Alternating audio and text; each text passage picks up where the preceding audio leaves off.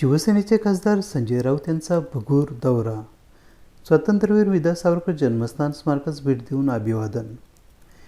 शिवसेनेचे प्रवक्ते खासदार संजय राऊत यांनी रविवारी दुपारी स्वातंत्र्यवीर विदा सावरकर जन्मभूमी अर्थात भगूरला भेट दिली. शिवसेना पक्षप्रमुख उद्धव ठाकरे हे सोमवारी दुपारी भगूर येथील स्वातंत्र्यवीर विदा सावरकर जन्मस्थान स्मारकाला भेट देऊन सावरकरांच्या स्मृतीस अभिवादन करणार आहेत. त्या पार्श्वभूमीवर खासदार संजय राऊत यांनी भगूरला भेट दिली आणि तयारीचा आढावा घेतला.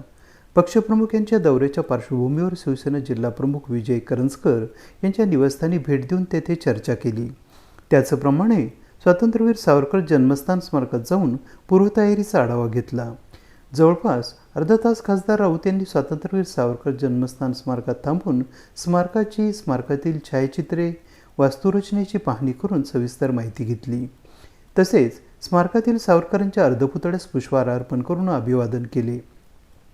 पक्षप्रमुख उद्धव ठाकरेंच्या सोमवारी दुपारी होणाऱ्या स्मारक भेटीबाबत त्यांनी पक्षाचे पदाधिकारी, शिवसैनिक यांना काही मौलिक सूचना केल्या. यावेळी खासदार राऊत यांच्या समवेत शिवसेनेचे उपनेते सुनील बागुल, जिल्हाप्रमुख विजय करंजकर, नाशिक शहर प्रमुख सुधाकर बडगुजर, माजी महापौर विनायक पांडे, दत्ता गायकवाड, जयंत दिंडे आदींसह शहर जिल्ह्याचे पदाधिकारी, स्थानिक शिवसेनेचे पदाधिकारी, माजी नगरसेवक, शिवसैनिक मोठ्या संख्येने उपस्थित होते.